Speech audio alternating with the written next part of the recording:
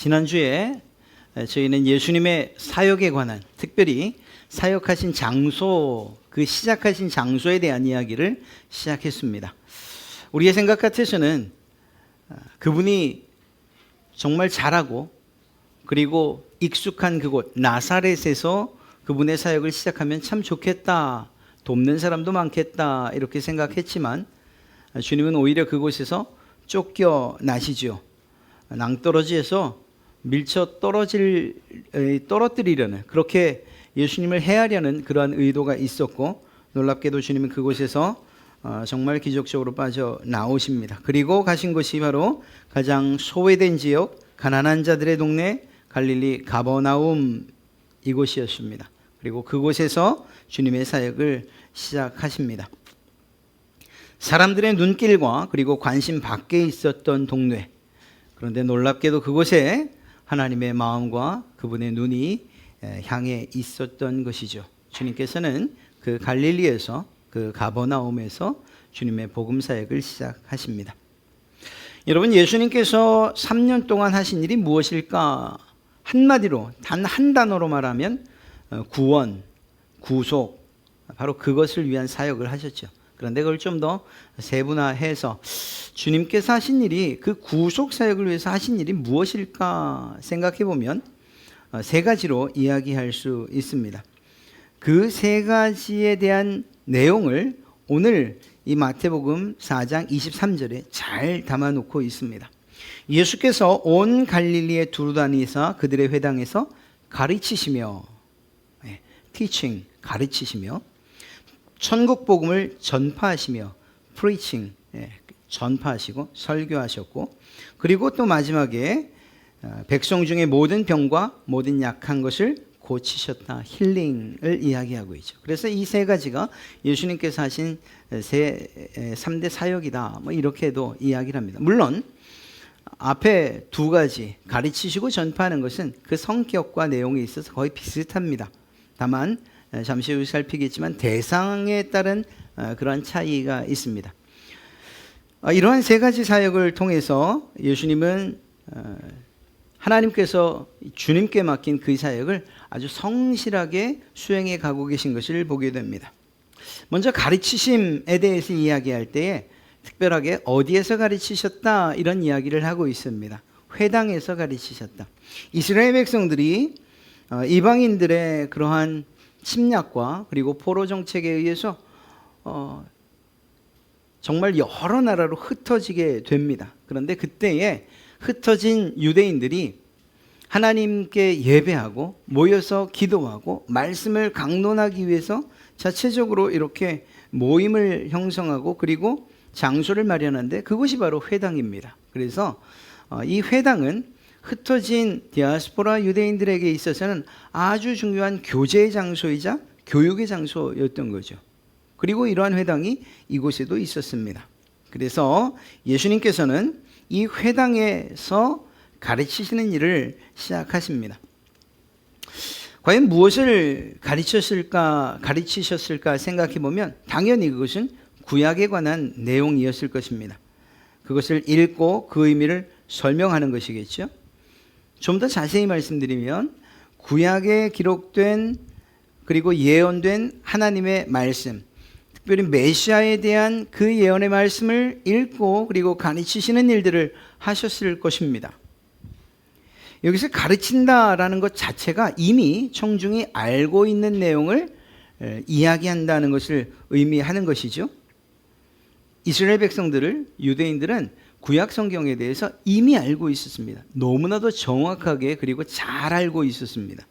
그러나 그 진정한 의미 그리고 그것이 무엇을 말하는가에 대해서는 잘 모르는 경우가 많았죠. 특별히 메시아에 대한 내용들은 잘 알지 못했습니다. 주님께서 그것을 잘 가르쳐 주셨던 것을 알 수가 있습니다. 당시에 개인이 성경을 소유한다는 것은 극히 드문 일이었습니다. 왜냐하면 그 인쇄술 자체가 없다 보니 다 필사를 하거든요. 그런데 그 서기관들이 하는 일이 바로 이 필사에 관한 일인데, 만약 이제 기회가 되신다면 여러분들과 함께 성경박물관을 한번 꼭 가보고 싶고, 그곳에서 바로 이 필사된 두루마리 성경을 보시게 될 겁니다. 그런데 그 글자가 마치 인쇄해 놓은 것처럼 아주 정교하고 그리고 잘 기록되어 있어요. 한 글자 한 글자를 써내려가다가 글자가 틀린다. 특별히 하나님의 성호 그 이름을 틀린다. 그러면 한 장 전체를 다시 드러내고 다시 써야만 합니다. 그리고 그 모든 성경을 쓰기 전에는 정말 온몸을 씻고 정결한 마음을 가지고서 쓰죠. 그렇게 한자 한자 기록된 두루마리 성경 값이 좀 비싸겠습니까? 그러다 보니 개인이 갖는 것은 흔치 않습니다. 또 뿐만 아니라 회당에서도 구약 전체를 갖고 있는 일은 거의 드물었습니다. 그만큼 귀하고 비싸다는 얘기죠. 그러니까 그나마 있는 성경이라도 읽고 싶으면 회당을 찾아야 하고 읽지 못한다면 듣기라도 해야 되는 것이죠. 그래서 그 회당에서는 말씀을 읽고 강론하는 일들이 계속 되어져 있었어요. 사도 바울이 소아시아 지역을 전도하면서도 이 회당을 아주 적극적으로 활용한 이유가 있습니다. 그곳에는 항상 유대인들이 있었고 그곳에는 구약 성경을 기반으로 하지만 말씀을 가르치는 일들이 있었기 때문이죠. 특히나 사도 바울의 경우에는 가말리엘이라고 하는 아주 훌륭한 그 당시 당대의 가장 뛰어난 최고의 스승 랍비가 그 랍비 아래서 배운 사람이거든요. 그러다 보니 어느 회당이든 들어가서 내가 가말리엘에게서 배웠습니다 라고 하면 유대인들의 마음은 거의 녹아져 내립니다. 무슨 말을 하는가, 무슨 가르침이 있는가 들어보고자 하는 그런 열정과 욕구가 일어나거든요. 사도 바울이 회당에서 가르치는 일들은 정말로 쉬울 수밖에 없었고 그것을 베이스로 할 수밖에 없었던 이유이기도 합니다. 어찌되었거나 이렇게 회당에서는 이러한 가르침이 있었고 그런 가르침 가운데에서 특별히 구약 그리고 특별히 메시아에 대한 이야기를 주님은 분명히 하셨을 것입니다. 그 메시아가 바로 예수 그리스도 당신이라는 사실들을 알리셨겠죠. 그런 점에서 이러한 가르치심은 오늘날의 성경 공부 또 좀 더 심화된 그러한 하나님의 말씀을 연구하는 일과 관계되어 있다. 또 그렇게 해석해 볼 수 있을 것 같습니다. 주님께서는 이렇게 가르치시는 일만 하시느냐, 전파하시는 일도 하셨다 이렇게 이야기합니다. 사실 말씀드렸던 것처럼 가르치는 것과 전파하는 것 내용상 중복되는 일들이 참 많았을 것입니다. 가르치는 내용 다르고 전파하는 내용 다르진 않았을 것이기 때문이죠. 그런데 마태가 이러한 사실을 알면서도 예수님의 사역을 이야기하면서 굳이 가르침과 전파를 구분해서 다른 단어를 사용한 것은 무엇이겠는가 생각해 보면 예수님께서 가르치시는 대상과 전파하는 대상의 다름을 알고 계셨다라는 것을 알 수가 있습니다. 다른 청중에게 각기 다른 방식을 사용하셨다라는 것이죠. 말씀드린 것처럼 유대인의 회당에서는 이미 알고 있는 사람들, 말씀에 대한 기초 지식이 있는 사람들에게 풀어 설명하는, 그래서 구약 성경에서의 메시아가 누구인가를 본질적으로 설명하면서 바로 예수 그리스도 당신께서 메시아다라는 사실을 설명하셨을 것이고, 반대로 전파한다라는 이 이야기, 이 단어를 통해서는 이러한 성경, 구약 성경에 정통하지도 못하고 알지도 못하는 그런 사람들, 사실 그런 사람들도 굉장히 많지 않습니까? 유대인들 외에는 사실 구약 성경을 아는 일이 거의 없을 것입니다. 그런 사람들에게는 이러한 전파하는 일들을 통해서 진리를 선포하는 바로 이런 일들을 하신 것이죠. 그래서 마태복음 24장 14절에도 말하는 것처럼 천국 복음은 이방인들에게 증거되기 위해서 온 세상에 전파될 것이다. 그래서 그 전파라고 하는 이 단어가 주는 그 의미는 하나님을 알지 못하고 성경도 알지 못하고 처음 듣는 생소한 사람들에게 선포되어지는 그러한 의미로서 이야기할 수 있습니다. 그러니까 내용으로는 거의 비슷하다 말할 수 있지만 그 대상, 청중들의 상황들은 완전히 다르다는 사실을 알 수가 있죠. 예수님의 사역 가운데 그 마지막이 바로 고치심에 관한 것입니다. 마태는 오늘 주님께서 하신 이야기, 이 사역 가운데 세 번째를 이렇게 소개하고 있습니다. 모든 병과 모든 약한 것을 고치셨다. 그리고 그 고치시는 과정 가운데에 어떤 사람들이 주님께 나왔냐? 모든 앓는 사람들, 각종 병에 걸려서 고통을 당하는 사람들, 귀신 들린 사람들, 간질하는 자, 중풍병자 등 이렇게 대표적으로 그 당시에 불치병이라고 이야기할 수 있는 그런 사람들이 예수님께 나와서 고침을 받고 치료를 받았다는 사실을 이야기하고 있습니다. 모든 병과 모든 악한 것이라는 것을 통해서 이 모든이라는 것을 두 차례나 강조하고 있죠. 이 사실이 갈릴리 지역에 있는 모든 사람들을 고쳤다는 것을 의미하는 것은 아닐 겁니다. 그러나 주님께 나온 모든 사람들을 고쳤다는 것은 확실합니다. 주님께 나오는 모든 사람들, 그 어떤 사람도 주님께서 거절하시거나 고치시는 것을 거부하신 일이 한 번도 없었다는 사실을 우리는 복음서를 통해서 잘 알고 있지 않습니까? 오히려 주님께서 그들에게로 나아가셨죠. 어떤 연유에서 어떤 질병을, 어떤 증상을 가지고 오든지 간에 주님께로 나오는 그 사람들을 거절하시거나 배척하지 아니하시고 모든 질병, 모든 앓는 자들을 고치셨다라고 하는 것, 주님께서 하신 사역인 것을 알 수가 있습니다. 작은 증세부터 큰 병까지 치료가 필요한 모든 사람들을 모두 치료하신 것이죠. 예수님께서는 이렇듯이 회당을 중심으로 그 사역을 시작하셨고 갈릴리를 두루 다니면서 그 일을 하십니다. 당시 갈릴리 지역의 인구가 약 30만 명 정도 됐다고 이야기하고요. 또 작은 소도시를 이야기하면 204, 그러니까 꽤 많은 작은 마을들이 있었던 것이죠. 그래서 매일 두세 곳을 방문한다 해도 거의 3개월가량은 쉬지 않고 다녀야 3개월 정도 걸리는 그러한 도시였습니다. 주님께서 모든 지역을 다니시면서 회당을 중심으로 이러한 사역을 하셨어요. 특별히 고치심, 이것이 의미하는 것은 단순하게 몸의 질병을 고치는 것으로 끝나지 않습니다. 이 고치신다는 사실은 두 가지 의미를 가지고 있는데, 첫째는 예수님께서 이 땅에 오셔서 행하시는 권세와 능력이 하나님의 것이다 라는 사실을 이야기하고 있습니다. 주님께서 처음 오셔서 선포하신 내용, 그분의 사역을 시작하시면서 하신 말씀이 무엇이죠? 회개하라, 천국이 가까이 왔느니라. 여기서 천국이라고 하는 것, 하나님 나라라고 하는 이것은 다른 말로 하면 하나님의 통치가 시작됐다라는 그런 의미입니다. 하나님의 다스림이 시작됐다라는 것이죠. 그렇다면 하나님의 통치가 시작됐다는 것은 그 이전에 또 다른 세력이 통치하고 있었다는 것을 의미하고, 그것이야말로 사탄의 권세라고 이야기할 수 있을 것입니다. 사탄의 권세 아래에 있는 사람들에게 나타나는 증상이 무엇이냐 물으면 바로 그것이 귀신 들리는, 앓는 것, 질병, 고칠 수 없는 마음의 심각한 아픔, 이 모든 것들이 사탄의 권세 아래에서 일어나는 일들이죠.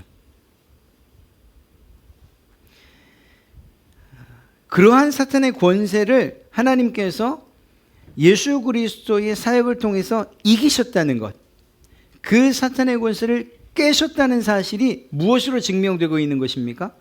사탄이 그렇게 힘있게 행하던 아픔을 주는 일, 질병을 주는 일, 귀신 들리게 하는 이 일들을 하나하나 회복시키시고 계신 것입니다. 누가 더 강력하죠? 당연히 예수님께서 더 강력하시고 하나님의 능력과 권세를 따를 수가 없지요. 그러니까 사탄의 권세 아래에 있던 그들이 예수님의 권세와 능력으로 말미암아 회복되어지고 고쳐지는 거예요. 그리고 그것이 가시적으로 질병으로부터 낫는 것, 아픈 것으로부터 낫는 것, 귀신 들린 것으로부터 낫는, 이러한 모든 고쳐지는 것을 통해서 예수 그리스도의 권세가 이러이러하다. 하나님께서 예수 그리스도에게 하나님의 권세를 주셨다라는 사실들을 증명해내고 있는 것이죠. 그러니까 주님의 고치심은 단순하게 아픈 것을 고쳤다라고 하는 그러한 현상만이 아니라 그것을 통해서 하나님의 권세가, 하나님의 통치가 이 땅에 시작되었다라고 하는 사실들을 우리에게 알려주고 있는 것입니다. 또한 동시에 이렇게 하나님의 권세가 시작됐다는 것은 그 권세가 완성될 날이 있다는 사실을 우리에게 알려주고 계신 것이죠. 주님의 권세가 초반에는 강력했다가 마지막 점점 흐려지고 희미해지고 사라져 버립니까? 아니죠. 하나님께서 예수 그리스도에게 주신 그 권세는 하나님의 권세, 그분의 권세이고, 그리고 마침내는 주님께서 다시 오시는 그날, 하나님께서 심판하시는 그날 사탄의 권세가 결박당하고 무적행에 던져지고 주님께서 완전한 승리를 쟁취하실 것에 대한 그러한 모습을 미리 보여주신 것이다. 이렇게 이야기해도 틀리지 않을 것입니다. 사탄의 권세 아래 정말 힘들고 어려운 삶을 사는 사람들, 그리고 아프고 병든 사람들, 귀신에 걸린 사람들을 주님께서 한 사람 한 사람 찾아가 그들에게 매여 있는 사탄의 권세와 그 사슬을 끊으시고 그들에게 자유를 선포하시는 내용, 그것이 이 힐링, 고치심의 진정한 의미라고 이야기할 수 있는 것입니다. 또 한 가지는 무엇이냐? 온갖 질병이나 귀신 또는 사망의 권세 아래서 고통받는 그 사람들을 주님께서 어떻게 대하셨는가 하는 거예요. 정말 불쌍히 여기셨다는 사실입니다. 단순하게 내게 주어진 사역과 사명이 이것이니 마치 기계적으로 오기만 해라, 내가 다 고쳐주마, 너도 고치고 너도 고치고, 이렇게 고치는 그 일, 그리고 그 결과에만 집중하신 것이 아니에요. 오히려 그 결과는 주님의 마음이 어떠한가를 통해서 그 결과가 나타날 수밖에 없었던 것이죠. 마태복음 9장 36절을 보면 무리를 보시고 민망히 여기시니 이는 저희가 목자 없는 양과 같이 고생하며 유리함이라. 마태복음 20장 34절에도 예수께서 민망히 여기사, 마가복음 1장 41절에도 예수께서 민망히 여기사. 이 민망이라는 말이 뭔 말인지 잘 모르겠죠. 저도 잘 모르겠습니다. 그래서 다른 성경 번역본을 살펴보면 불쌍히 여기사, 불쌍히 여기사. 주님께서 정말로 아프고 고통당하는 사람들, 마음으로든 육신으로든 고통당하고 또 질병에 매여 있고 그리고 앓는 사람들, 귀신에 걸린 사람들을 바라보실 때 너무나도 불쌍한 마음이 드셨다는 거예요. 긍휼히 여기는 마음이 드셨다는 거예요. 주님께서 그들을 기계적으로 고치신 것이 아니라 그들의 형편을 알고 그들의 마음, 그들의 생각, 그들의 처지를 공감하시면서 그들을 불쌍히 여기셨다는 거예요. 주님의 능력과 권세, 그것이 강력하다는 것에만 우리가 마음을 두지 말아야 돼요. 야, 그런 능력이 나타나면 멋지겠다. 목사가 예를 들어 제가 그러한 능력과 그것이 나타나는 것에만 초점을 둬서 야, 우리 교회도 이런 능력을 통해서 부흥하면 좋겠다. 정말로 주님의 마음을 모르는 거죠. 교회가 커지고 성장하는 것 그거 상관없이 저에게 제가 간절히 바라는 것, 그리고 그랬으면 좋겠다 싶은 것이 그런 주님의 마음이 있었으면 좋겠다는 것이에요. 성도들을 바라볼 때, 또 정말 아픈 분들이나 또 힘들고 어려운 분들을 바라볼 때 주님이 품으셨던 것처럼 불쌍히 여기는 마음과 긍휼히 여기는 마음이 있었으면 좋겠다는 것, 그것이 저의 소원이죠. 여러분들의 마음과 그리고 여러분들의 소원도 그러하리라 생각됩니다. 주님에게 있어서 중요한 것은 그 권세가 행하는 능력과 그것으로 인한 결과가 아니고, 그것이 그러한 능력을 행하실 수밖에 없는 그 동기, 주님이 왜 그들을 고치실 수밖에 없는가, 왜 그들을 사탄의 권세에서 끊으실 수밖에 없었는가, 그 백성들을 바라보실 때 긍휼하심, 불쌍히 여기심이 있었다는 사실이에요. 그런 마음을 가지고서 그들을 고치시고 그들을 회복해 주셨던 것이죠. 이것을 좀 더 확대해 보면 주님께서 왜 이 땅 가운데에 구세주로 오셔야만 했는가? 구세주라는 자리가 영광스러운 자리는 아니었잖아요. 세상 사람들이 생각하는 것처럼 백마 타고 오는 왕으로서 오는 모습이 아니었잖아요. 예루살렘 성을 입성할 때도 나귀를 타고 가실 수밖에 없는, 그렇게 어찌 보면 초라하고 어찌 보면 우스꽝스러운 그런 왕의 모습이었고, 더 나아가 그렇게 입성한 이후에 예루살렘 성을 온통 뒤집어 놓을 것 같은 성전 정화운동이 있었지만, 그러나 최종적으로는 사람들에게 잡혀서 로마 병정들에게 매맞고 침뱉음 당하고 조롱당하고 가시관 쓰시고, 그리고 그 무거운 십자가 끌고 골고다까지 올라가서 그곳에 못 박혀 돌아가시는 일이었잖아요. 아니 주님께서, 아니 우리를 만드셨다고 하는 그 창조주 하나님께서 왜 이렇듯 낮아지시고 그리고 고통과 죽음 가운데 처해지셔야만 했느냐?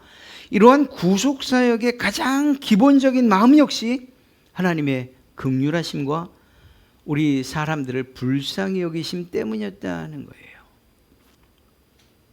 그리고 그것이 정말 시각적으로 그리고 현실에서 가장 잘 드러나 보인 것이 바로 예수님의 고치시는 사역을 통해서 주님의 긍휼하심과 그리고 불쌍히 여기심과 그분의 사랑이 잘 나타나고 있는 것이죠.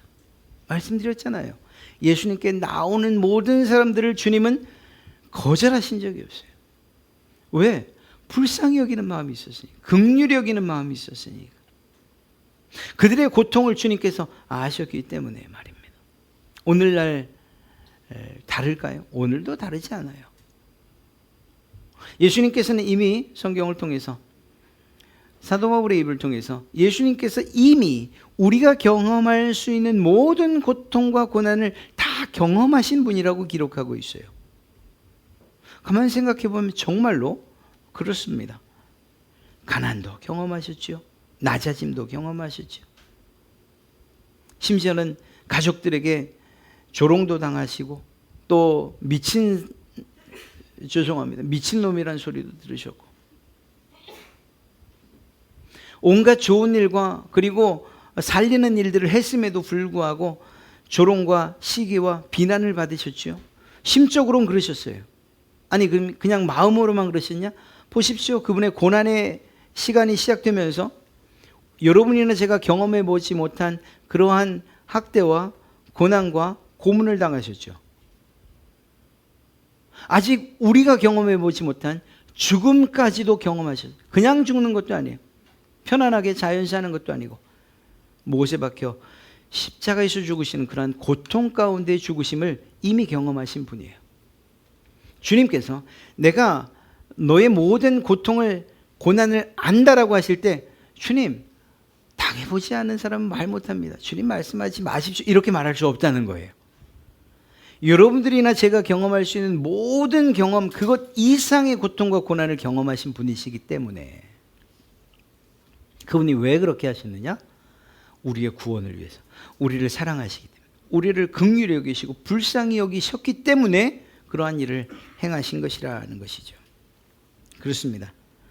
이렇게 주님께서 하신 구속사역, 그리고 그분께서 하신 그 사역의 내용들 가르치시고 전파하시고 고치시는 이 모든 일들은 결국은 여러분과 저를 사랑하시기 때문에, 불쌍히 여기시고 긍휼히 여기시기 때문에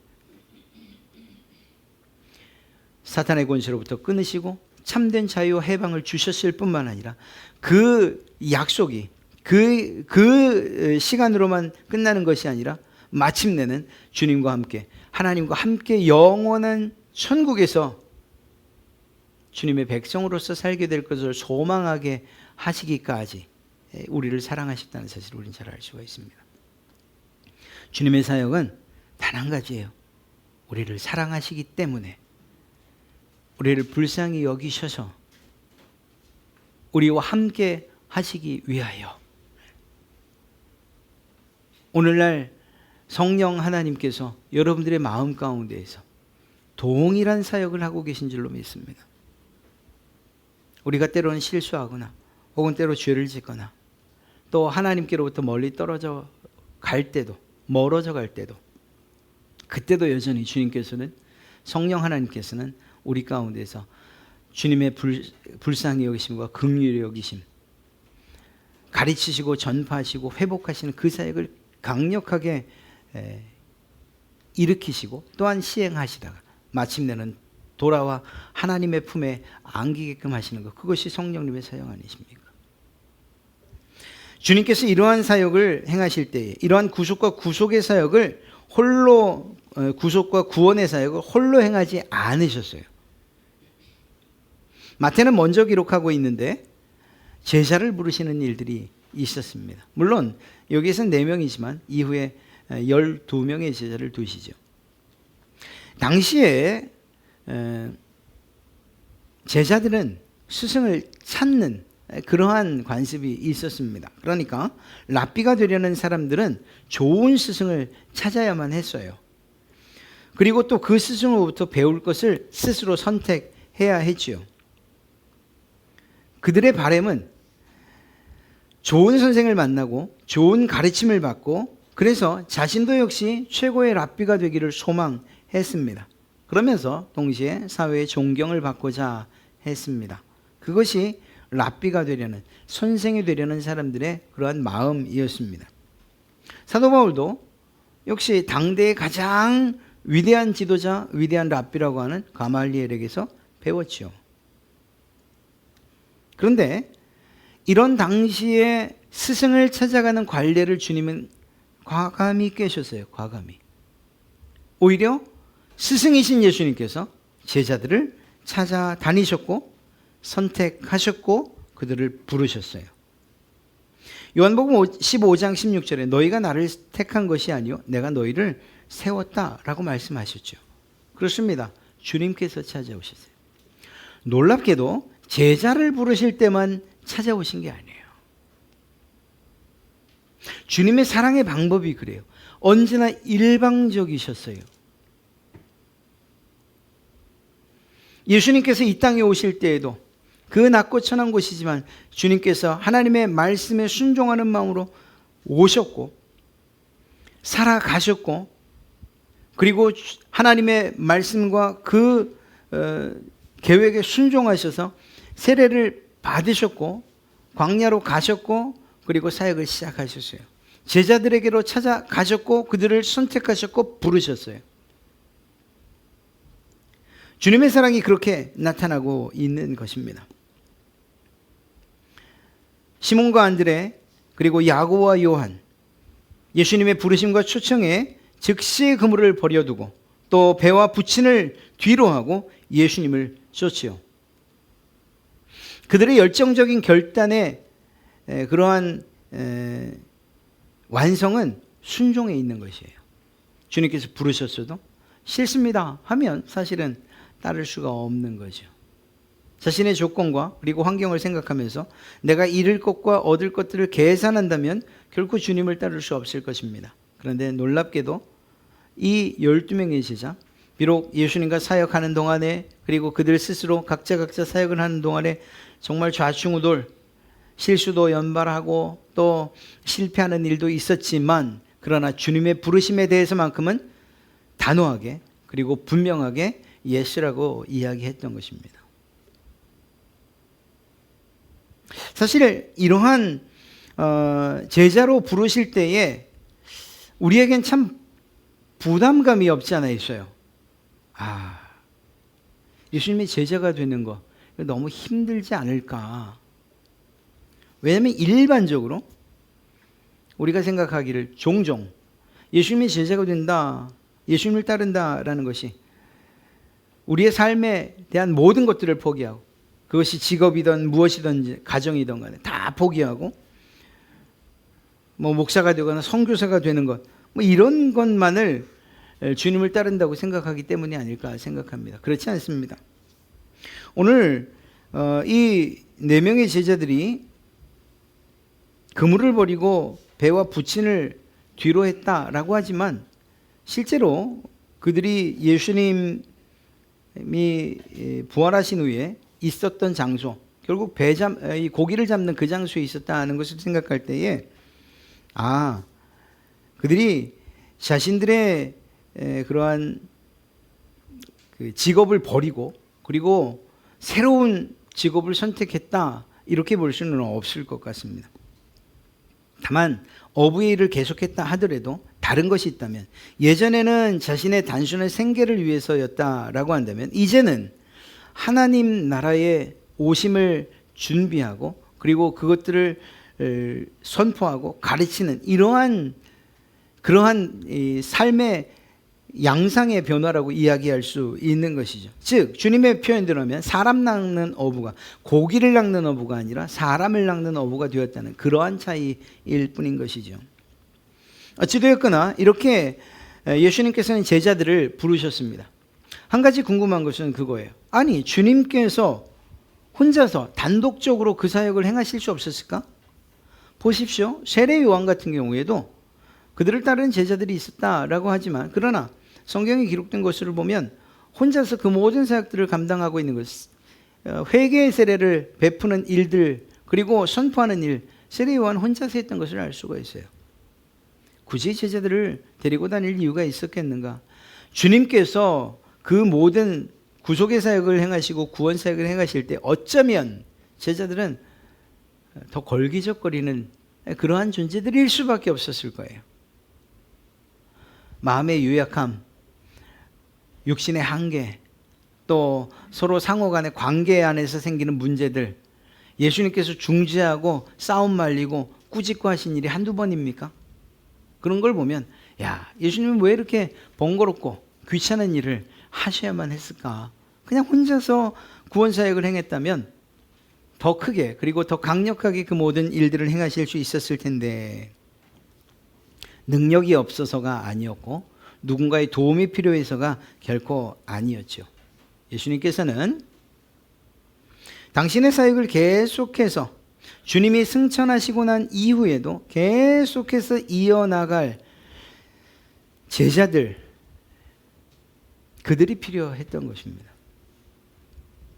예수님의 제자들은 주님과 3년을 동행하면서 예수님의 사역을 가장 가까이서 보고 듣고 느꼈던 사람들이죠. 예수님의 사역에 동참하고 그렇게 배웠던, 몸으로 배웠던 사람들이에요. 말씀드렸던 것처럼 그들이 실수하고 정말 좌충우돌하고 서로 다투기도 하고 사도로서의 그런 떳떳한 모습을 보이지 못하는 일들도 있었지만, 그러나 그것은 연약한 인간이기 때문에 있을 수 있는 일이라 이렇게 생각할 수 있는 것이고, 그보다는 주님께서 가르치신 그 일들과 그 가르침을 기억하면서 계속해서 주님이 하셨던 가르치고 전파하고 고치는 사역을 그 제자들이 하고 있다는 사실을 우리는 잘 알고 있지 않습니까? 주님께서 승천하신 이후에 그분의 사역을, 그 구원 사역을 이어받을 그 사람들, 그들이 바로 제자들이었던 것입니다. 사도 바울도, 바나바도, 신라도, 그래서 주님과 동행하지 않았던 12명 외에도 주님의 제자로서의 역할들을 잘 감당하고 있었던 사람들을 우리는 잘 알고 있습니다. 역사적으로도 우리나라 안에서도 주님의 제자로서 훌륭한 사역과 사명을 감당했던 분들을 우리는 너무나도 잘 알고 있죠. 오늘날도 마찬가지입니다. 이 말씀을 듣는 여러분들이 바로 예수님의 제자들이고, 그런 점에서 우리는 주님의 사역들을 아는 것에 그칠 것이 아니라 그 사역들을 우리가 행해야 된다는 사실 역시 잊지 말아야 됩니다. 아니 주님이 하시던 일을 우리가 어떻게, 아닙니다. 가르치는 일, 그것이 얼마나 중요한가. 사실 가르치기 전에 우리는 배워야 하죠. 이러한 가르치는 일들에 대해서는 먼저는 교회가 해야 될 것입니다. 사실 지금 속으로만 생각하고 있었던 건데, 저희가 어성경을 한번 했었지 않습니까? 그런데 지난번 수요 성경 공부를 저희가 하다 보니 누가 어느 집사님이 그 얘기를 하더라고요. 야, 이거 그때 어성경 때 배웠던 건데 다시 들으니까 좀 더 잘 이해가 되네요. 그래서 그 목사님께 말씀을 드려봤어요. 우리가 오전에 하면 다들 직장을 다녀서 힘든데 혹시 오후에 가능하냐, 저녁에. 그래서 지금 출하의 중입니다. 그래서 혹시 그런 일들이 있게 되면 그러면 참석하십시오. 교회가 여러분들에게 제공할 수 있는 이러한 말씀을 배우는 기회들을 많이 마련하도록 할 테니까 참석하십시오. 그리고 배우십시오. 그렇게 배우고 나면 여러분들이 알게 모르게 이야기해야 될 때, 그리고 가르쳐야 될 때에 그 배운 것들이 사용이 돼요. 그렇게 가르치는 거예요. 아니, 아는 게 없는데 어떻게 가르치겠습니까? 예수님의 제자들이 예수님과 동행하지 않았고 그분에게 들은 것이 없고 보고 배운 것이 없는데 어떻게 가르치겠습니까? 3년의 기간, 그리고 그 이후에 성령께서 가르치는 일들을 통해서 그들은 가르칠 것들을 충분히 가지고 있었고 그리고 가르쳤던 것이죠. 우리가 가르치기를 원한다면 먼저 배워야죠. 전파하는 것도 마찬가지입니다. 아는 것이 있어야 전파하죠. 그냥 단순하게 우리 교회 좋으니까 뭐가 어떻게 좋냐, 그냥 사람들이 좋으니까, 아니 이렇게 사람들이 어떻게 좋냐고, 그것만으로는 한계에 부딪힐 수밖에 없어요. 가장 중요한 것은 예수 그리스도의 복음이고 그 복음이 우리의 삶뿐만 아니라 우리의 영혼을 살리는, 영원한 장래를 보장한다는 사실에 대한 확실한 믿음이 있어야죠. 그리고 그것들을 전파해야 되는 것입니다. 또한 우리는 고쳐야 돼요. 마음의 부담이 확 되시죠. 사실 저에게도 고쳐라 그러면 저는 그런 능력이 없어가지고 신유의 은사나 뭐 고침의 능력 이런 게 없어요. 그러다 보니까 고치라 그러면 야, 이거 어떻게 고치냐 이런 생각. 여러분들도 그러십니까? 걱정하지 마십시오. 저는 이 고치는 일에 대해서 이렇게 말씀드리고 싶어요.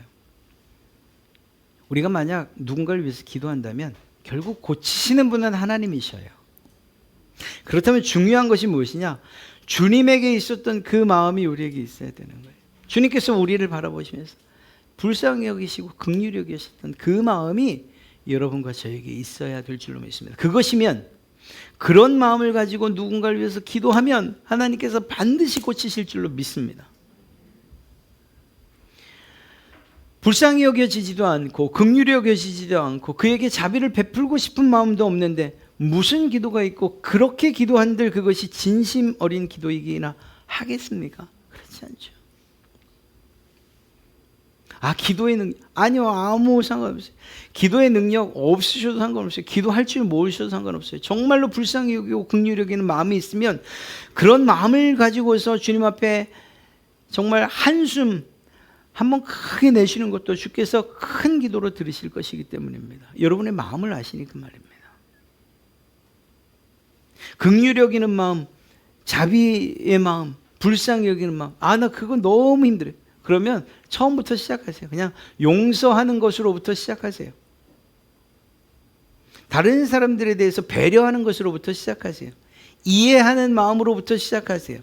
그리고 그것들이 점점 자라가서 결국은 주님의 마음을 닮아 자비롭고 긍휼하고 그리고 불쌍히 여기는 마음으로 하나님께서 키워주실 줄로 믿습니다. 그것이 고치는 사역의 가장 중요한, 가장 기본적인 일이에요. 저에게 그러한 마음은 없이 고치는 능력만 있다라고 한다면 저는 한없이 교만해질 것이에요. 교회는 커져가겠죠? 부흥하겠죠? 성장하겠죠? 많은 사람들이 정말 구름처럼 밀려오겠죠. 그러나 그것이 무슨 의미가 있겠습니까? 저에게.